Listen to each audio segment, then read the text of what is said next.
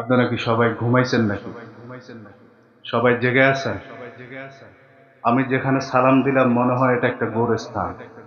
আপনারা কি মাহফিলের প্যান্ডেলটাকে গোরস্থান বানিয়ে রাখছেন নাকি? তাহলে জেগে থাকা মানুষের মতো, জীবন্ত মানুষের মতো আওয়াজ তুলুন। আসসালামু আলাইকুম ওয়া রাহমাতুল্লাহি ওয়া বারাকাতুহু।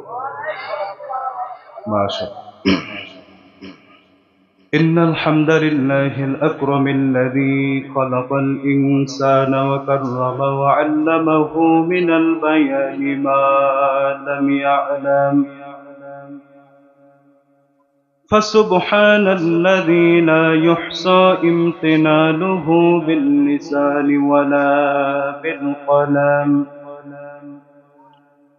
نشهد أن لا إله إلا الله وحده لا شريك له ونشهد أن سيدنا وحبيبنا ومولانا محمدا عبده ورسوله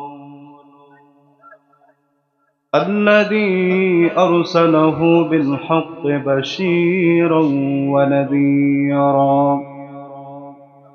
وداعيا إلى الله بإذنه وسراجا وقمرا منيرا فقد قال الله تعالى في كلامه المجيد وفي فرقانه الحميد সকলে আমার সাথে পড়েন আউযু বিল্লাহি মিনাশ শাইতানির রাজীম বিসমিল্লাহির রাহমানির রাহিম إنما السبيل على الذين يظلمون الناس إلى آخر الآيات. وقال الله تعالى في شان حبيبه إن الله وملائكته يصلون على النبي يا أيها الذين آمنوا صلوا عليه وسلموا تسليما আমরা সকলে দরুদ ইব্রাহিম পড়ি اللهم صل على محمد وعلى آل محمد كما صليت على إبراهيم وعلى آل إبراهيم إنك حميد مجيد اللهم بارك على محمد وعلى آل محمد كما باركت على إبراهيم وعلى آل إبراهيم إنك حميد مجيد زيارة مدينة کی दिल में है तमन्ना नहीं है मेरे पास सफर का समाना সকলে পড়েন বালাগান উলা বিকামালিহি কশফত দুজা বিজামালিহি حسنت جميع خصاله صلوا عليه وآله আমাকে যখন কেউ প্রশ্ন করে কেন বেছে নিলে কেন ডেকে নিলে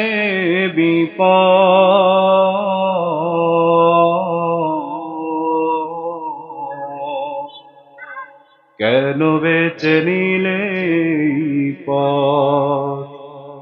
জবাবে তখন বলি মৃদু হেসে যাই চলি জবাবে তখন বলি মৃদু হেসে যাই চলি বুকে মোর আছে হিম্মত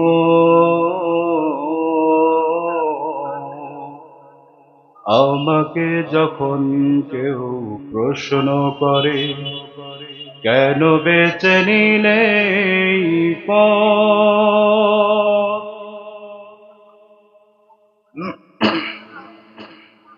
আল হেরা তাহফিজুল কোরআন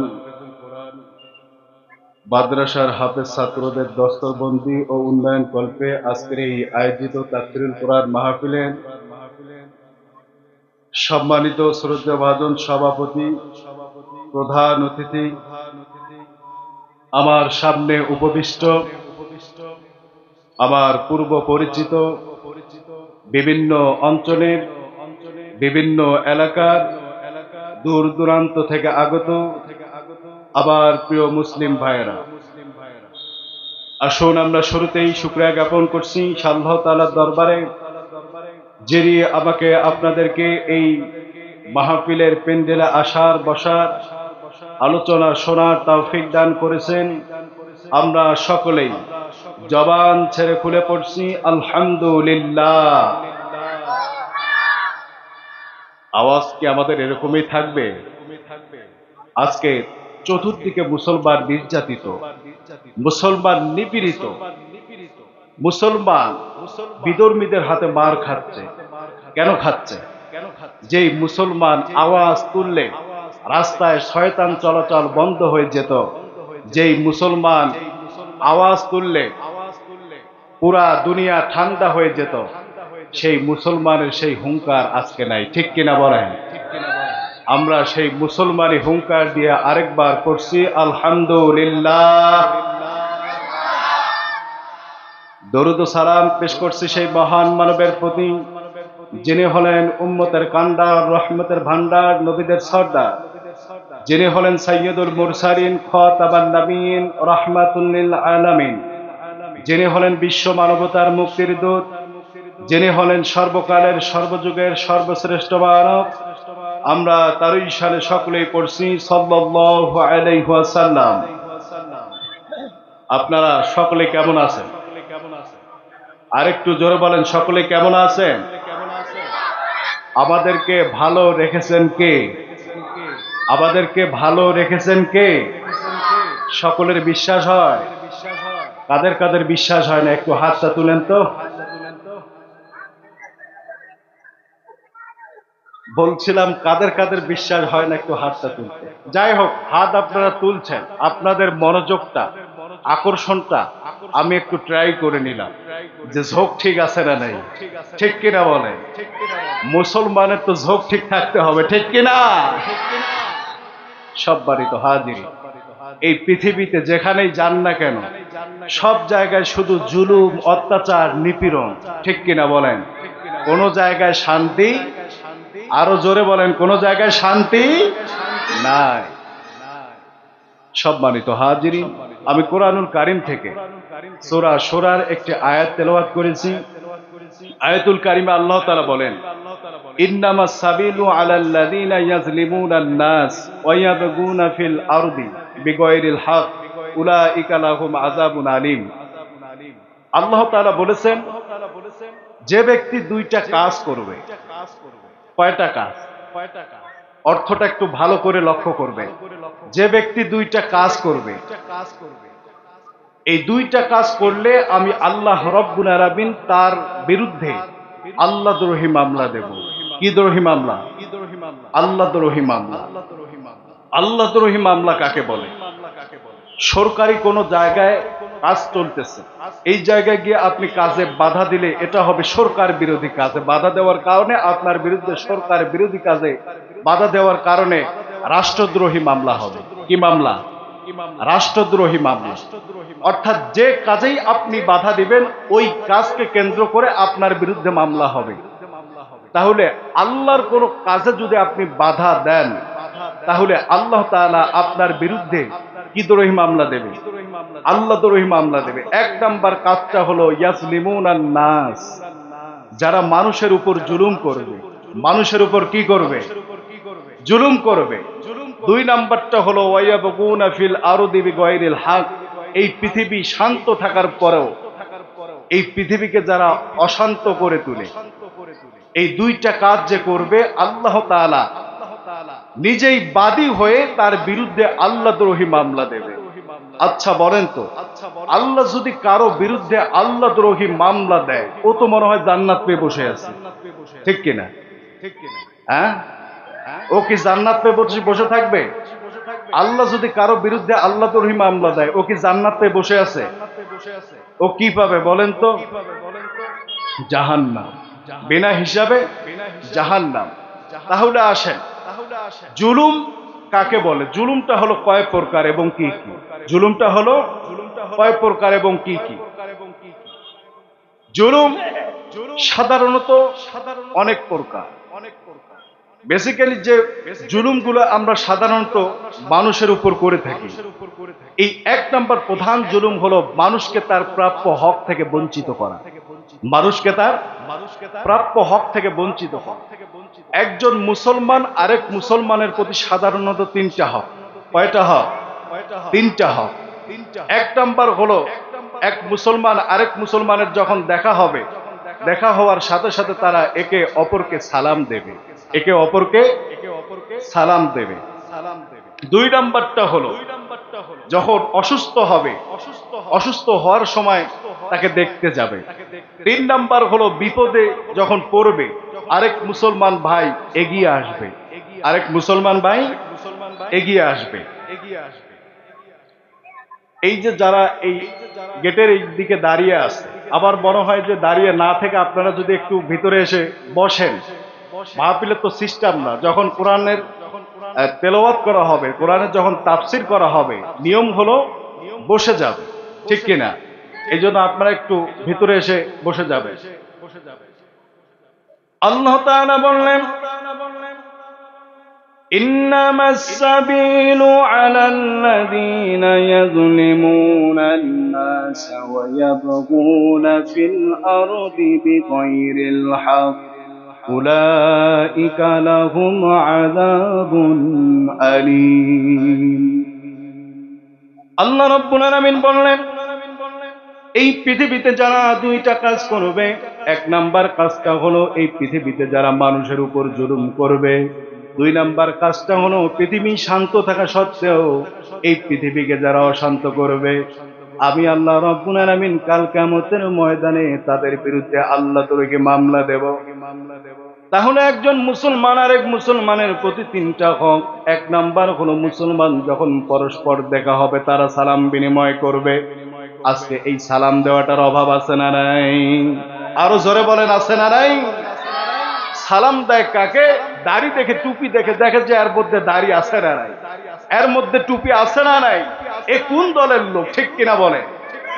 আমার ভাইরা, আমার বন্ধুগণ, দাড়ি দেখে, টুপি দেখে, পাঞ্জাবি দেখে সালাম দেওয়া যাবে না। সবচেয়ে বড় কথা হলো সে মুসলিম কিনা বলেন। আরো জোরে বলেন, ঠিক কিনা? মুসলমান যখন আরেক মুসলমানের সাথে দেখা হয়ে যাবে, একজন মুসলমানের সাথে যখন রাস্তায় দেখা হয়ে যাবে, আমাদের সর্বপ্রথম কর্তব্য হলো তাকে সালাম দেওয়া। তাকে কি দেওয়া? আজ থেকে সালাম দেব তো ইনশাআল্লাহ। কে কে দেবেন না হাত তুলেন তো? সবাই দেবেন তো ইনশাআল্লাহ? আমার ভাইরা, আমার বন্ধুগণ, দুই নাম্বারটা কোন একজন মুসলমান যখন অসুস্থ হয়ে যাবে, একজন মুসলমান যখন রোগে আক্রান্ত হয়ে যাবে, পাশের একজন মুসলমানের কর্তব্য হলো তাকে দেখতে যাওয়া। কিন্তু আজকে কাদেরকে দেখতে যায়? দলের কেউ অসুস্থ হলে দেখতে যায়, অন্য কেউ পরে মারা গেলেও কিন্তু দেখতে যায় না, ঠিক কিনা? আরো জোরে বলেন, ঠিক না বেঠে?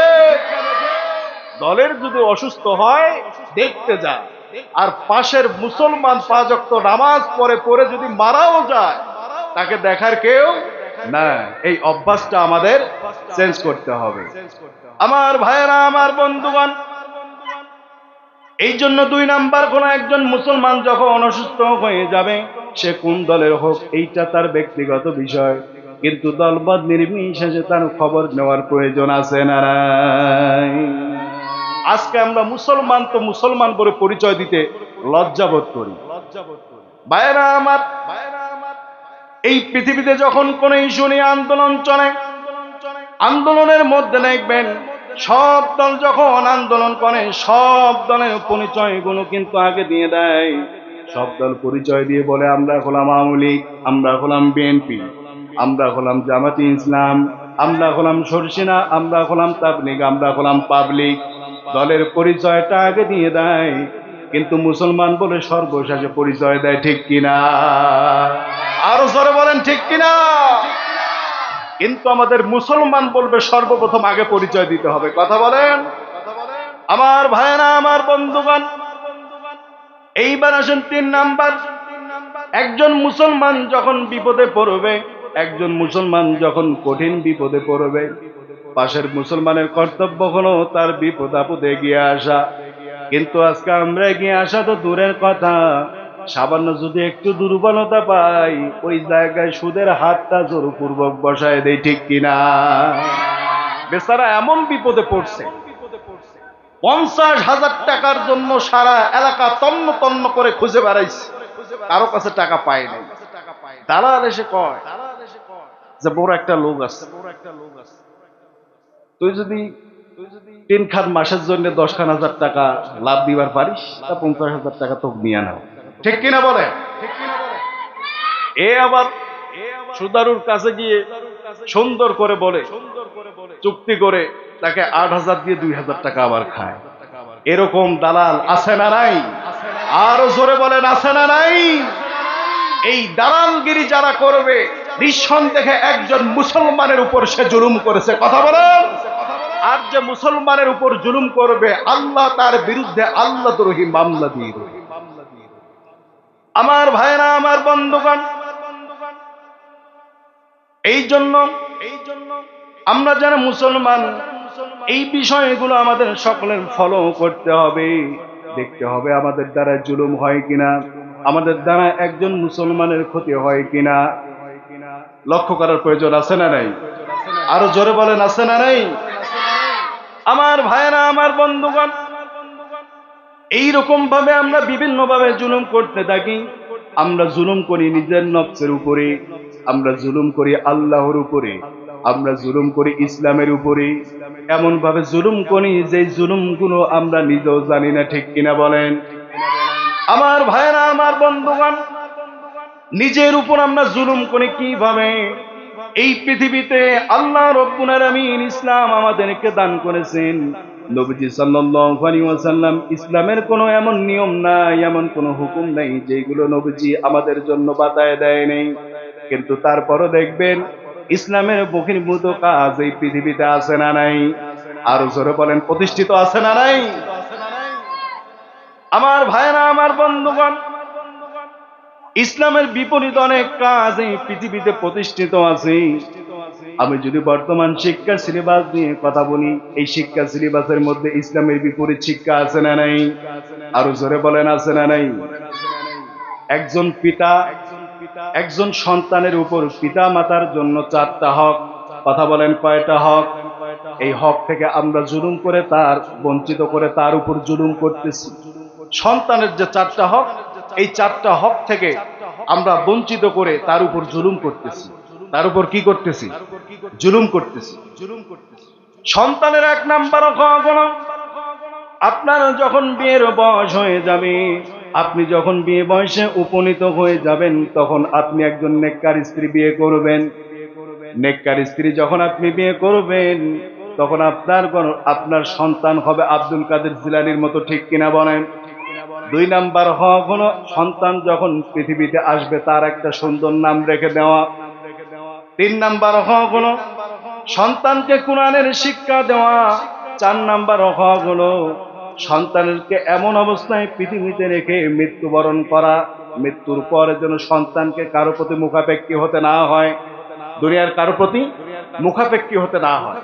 4টা হক স্মরণ রাখবে। এই 4টা হক যদি আপনি পালন করেন, তাহলে সন্তান আপনাকে কখনো অবহেলা করবে না।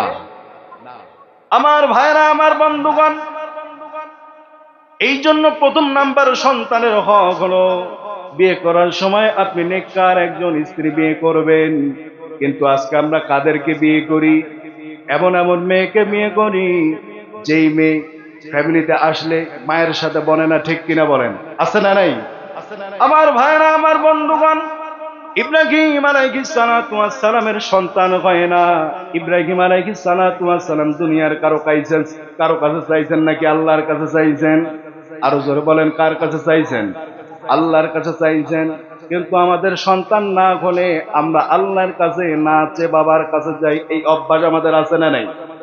আরো জোরে বলেন, আছে না নাই? সন্তান দেওয়ার মালিক কে? আরো জোরে বলেন, সন্তান দেওয়ার মালিক কে? আল্লাহ তাআলা দোয়া শিখিয়ে দিলেন, রব্বানা হাব লানা মিন আজওয়াজিনা ওয়া যুররিয়াতিনা কুররাতা আ'ইউনিন ওয়াজআলনা লিল মুত্তাকিনা ইমামা। এই দোয়া পড়ে তোমরা আল্লাহ তাআলার কাছে সন্তান চাইবে। ইব্রাহিম আলাইহিস সালাতু ওয়াস সালামের সন্তান হয় না। ইব্রাহিম আলাইহিস সালাতু ওয়াস সালাম আল্লাহর কাছে দোয়া করলেন, রব্বি হাবলি মিনাস সলিহিন, আয় আল্লাহ তুমি আমাকে একজন সন্তান দান করুন, যেন তেন কোনো সন্তান নয়, মিনাস সলিহিন, সলিহিনদের অন্তর্ভুক্ত যেন হয়। আল্লাহ রাব্বুল আলামিন ইব্রাহিম আলাইহিস সালাতু ওয়াস সালামের দোয়া কবুল করলেন। ইব্রাহিম আলাইহিস সালাতু ওয়াস সালামকে 90 বছর বয়সে একজন সন্তান দান করলেন, নাম হলো ইসমাইল। ইসমাইল যখন বড় হয়ে গেল, ইসমাইল আলাইহিস সালাতু ওয়াস সালামের বিয়ে দিয়ে দিলেন। বিয়ে দেওয়ার কিছুদিন পর ইব্রাহিম আলাইহিস সালাতু ওয়াস সালাম তাদেরকে হিজরতের উদ্দেশ্যে বাইরে পাঠাইলেন। বাইরে যখন তারা বসবাস করা শুরু করে দিল, ইব্রাহিম আলাইহিস সালাতু ওয়াস সালাম তাদের খোঁজ খবর নেওয়ার জন্য তাদের বাসায় গেলেন। বাসায় গিয়ে দরজার মধ্যে টুকটুক শব্দ করলেন। টুকটুক শব্দ করার পর তার পুত্রবধূ বাইর হয়ে আসলো, সালাম বিনিময় করলো। সালাম বিনিময় করার পর ইব্রাহিম আলাইহিস সালাতু ওয়াস সালাম ডাক দিয়ে বলে, ইসমাইল কোথায়? পুত্রবধূ ডাক দিয়ে বলে, সে বাইরে গিয়েছে। এরপর ইব্রাহিম আলাইহিস সালাতু ওয়াস সালাম ছেলের বউকে জিজ্ঞাসা করেন, ইসমাইলকে স্বামী হিসাবে পেয়ে তুমি সুখী না অসুখী? স্ত্রী ডাক দিয়ে বলল, আমি অসুখী, আমি ভালো না। ইব্রাহিম আলাইহিস সালাতু ওয়াস সালাম মনে মনে চিন্তা করলেন, যে ইসমাইল ছোট্ট বয়সে আল্লাহর জন্য নিজেকে কুরবানি করতে রাজি হয়ে যায়, এই ইসমাইলকে পেয়ে যে পেয়ে খুশি হয় না, সে নিঃসন্দেহে ভালো মহিলা হতে পারে। ইব্রাহিম আলাইহিস সালাতু ওয়াস সালাম পুত্রবধূকে ডাক দিয়ে বললেন, ইসমাইল যখন আসবে তুমি তাকে বলে দিও এই বাসার চৌকাঠটা যেন সে চেঞ্জ করে। এই কথা যখন বললেন, বলে ইব্রাহিম আলাইহিস সালাতু ওয়াস সালাম চলে গেলেন। চলে যাওয়ার পর ইসমাইল যখন বাসায় ফিরলেন, তার বউ ডাক দিয়ে বললেন, ওগো স্বামী, একজন বৃদ্ধ পুরুষ আসছিল, একজন বৃদ্ধ আসছিল, আমার খোঁজ খবর করে গেছে, আর এতটুকু কথাই বলে গিয়েছে এই বাসার চৌকাঠটা যেন আপনি চেঞ্জ করেন। ইসমাইল আলাইহিস সালাতু ওয়াস সালাম বলল, বউ গো, তোমার কপাল তো ভালো না, কারণ যে আসছিল সেটার নাম হলো ইব্রাহিম, সে হলো আমার বাবা, আর এই বাসার চৌকাঠটা চেঞ্জ করতে বলেছে, তার মানে তোমাকে তালাক দিতে বলেছে। পিতার ইশারায় ছেলে মুহূর্তের মধ্যে বউ তালাক দিয়ে দিলেন। পিতার আঙ্গুলের ইশারায় ছেলে মুহূর্তের মধ্যে বউ তালাক দিয়ে দিলেন। আর আজকে বউয়ের ইশারায় ছেলে মুহূর্তের মধ্যে বাপ মাকে তালাক দিয়ে দেয়, আছে না নাই? আরো জোরে বলেন, আছে না নাই? এই এলাকায় মনে হয় না, এলাকা তো আছে নাকি? আমার ভাইরা, আমার বন্ধুগণ, এই সমস্যাটা আপনি কখন ফেস করবেন? যখন আপনার সন্তানের প্রতি আপনার যে 4টা হক, এই 4টা হক আপনি আদায় করবেন না। এই 4টা হক থেকে আপনার সন্তানকে যখন আপনি বঞ্চিত করবেন, তখন আপনি এই প্রবলেমগুলো ফেস করবেন। খলিফা আমিরুল মুমিনিন হযরত ওমর রাদিয়াল্লাহু তাআলা আনহুর কাছে এসে বললেন, একজন সাহাবা বিচার দিয়ে দিলেন। সাহাবা ডাক দিয়ে বললেন, আমিরুল মুমিনিন ওমর, আমার ছেলে এই পৃথিবীতে আসার পর, বড় হওয়ার পর, কামাই করার পর আমাদের খোঁজ খবর নেয় না। আমি অসুস্থ থাকি, অসুস্থ টাকা পর্যন্ত দিতে চায় না। আমরা একটু ওষুধ কিনে খাবো, এই সামান্য টাকা পর্যন্ত দিতে চায় না। সুতরাং আপনি একটু বিচার করুন। আমিরুল মুমিনিন হযরত ওমর রাদিয়াল্লাহু তাআলা আনহু তার লোক পাঠিয়ে দিয়ে তার ছেলেকে নিয়ে আসলেন। নিয়ে আসার পর ছেলেকে ডাক দিয়ে বললেন, ছেলে এইবার উত্তর দিয়ে দিল, আমিরুল মুমিনিন, আপনি বলেন তো দেখি, একজন পিতামাতার জন্য সন্তানের উপর কয়টা হক? আমিরুল মুমিনিন বললেন 4টা হক। এইবার 4টা হক কি কি বলেন তো? 1 নাম্বার হক হলো নেককার একজন স্ত্রী বিয়ে করা, নেককার একজন মা বিয়ে করা। 2 নাম্বার হক হলো সন্তানের সুন্দর একটা নাম রেখে দেওয়া। 3 নাম্বার হক হলো তাকে কোরআনের শিক্ষা দেওয়া, ইসলামী শিক্ষা দেওয়া। 4 নাম্বার হক হলো এমন অবস্থায় রেখে যাওয়া যেন পিতামাতা ইন্তেকালের পর তাকে অন্যের কারো প্রতি মুখাপেক্ষী হতে না হয়। এই কথা যখন বললেন যে আমিরুল মুমিনিন, এইবার আপনি জিজ্ঞেস করেন তো এই 4টা হকের মধ্যে কয়টা হক সে আমার জন্য পূরণ করেছে? তার পিতামাতা লজ্জা পেয়ে আমিরুল মুমিনিন হযরত ওমরের কাছে মাপ চাইলেন। আমার ভাইয়েরা, আমার বন্ধুগণ, এই জন্য আমাদের উচিত হলো সন্তানের প্রতি আমাদের যেই হকগুলো, এই হকগুলো আদায় করা। এই হকগুলো যদি আপনি আদায় না করেন, এই হকগুলো যদি আপনি পূরণ না করেন, তাহলে আপনার সন্তান আপনার সেবা করবে না, খেদমত করবে না। গত 3 বছর আগে ঢাকা গিয়েছিলাম। ঢাকায় গিয়ে একটা রিকশার মধ্যে উঠলাম। রিকশার মধ্যে উঠার সময় দেখলাম যিনি রিকশা চালায় তার মুখটা গামছা দিয়ে পেঁচানো। আমি জিজ্ঞাসা করলাম, চাচা আপনার মুখে কোনো সমস্যা হয়েছে নাকি? মুখটা আপনি গামছা দিয়ে পেঁচাইছেন কেন? প্রথমবার কোনো কথা বললেন না।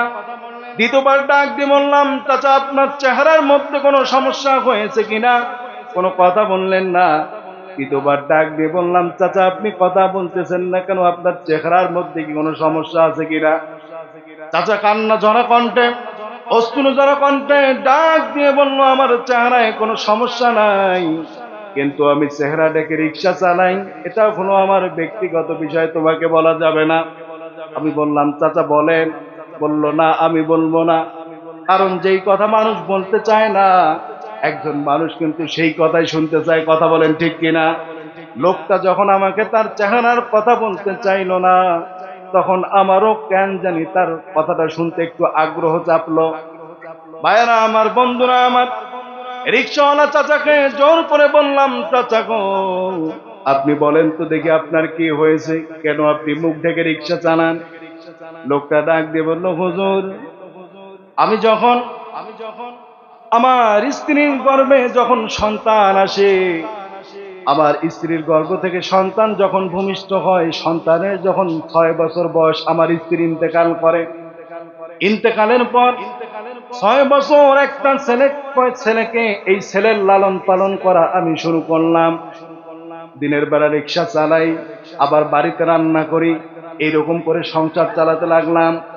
এরপরে আমি চিন্তা করলাম, আমার স্ত্রী আমাকে একদিন বলেছিল আমাদের সন্তানকে বড় অফিসার বানাবে। আমার স্ত্রীর এই স্বপ্ন পূরণ করার জন্য সারাদিন যা লেখাপড়া করি, সারাদিন যা কামাই করি, এই কামাই দিয়ে আমার সন্তানকে ভালো স্কুলের মধ্যে লেখাপড়া করাই। লেখাপড়া যখন শেষ হয়ে গেল, বাহিরে পাঠানোর দরকার, সব টাকা দিয়ে আমি আমার সন্তানকে বাহিরের মধ্যে লেখাপড়া করাই। হাটে যখন যাই, গরুর মাংস যখন দেখি, গরুর মাংস 700 টাকা কেজি। হুজুর মাসে একদিন ইচ্ছা করেও বাসায় গরুর মাংস আনতে পারি না। বড় বড় মাছ দেখি, বড় বড় মাছগুলো মন চায় খেতে, কিন্তু যখন নিতে যাই তখন আমার মনের মধ্যে বিবেক বাধা দেয়। এই 1000 টাকা দিয়া, 500 টাকা দিয়া যদি বিশাল বড় মাছটা আমি নিয়ে যাই, তাহলে মাস শেষে আমার সন্তানকে 20,000 টাকা দিতে হবে। এই টাকা কোত্থেকে দেব? হুজুর এই চিন্তা করে মাংস নিতে পারি না, এই চিন্তা করে মাছ নিতে পারি না।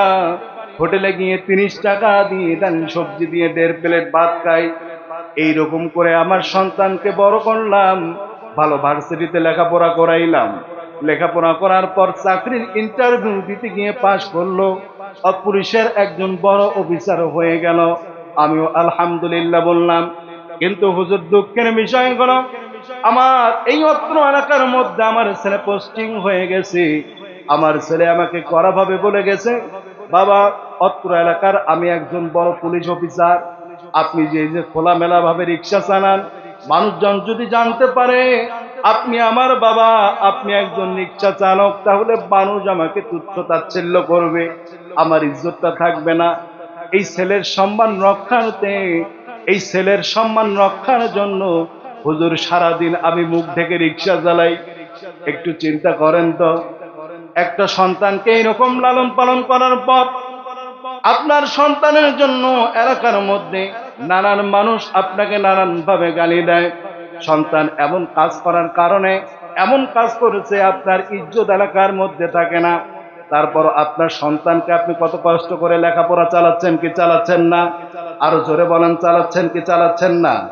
আমার ভাইয়েরা, আমার বন্ধুগণ, এই রকম করার পর একটা সন্তান বড় হয়ে যখন বাবাকে বলে, বাবা আমার ইজ্জত রক্ষার্থে যদি আপনি রিক্সা চালান তাহলে মুখ ঢেকে রিক্সা চালাবেন, ওই বাবার অন্তরটা কেমন করবে?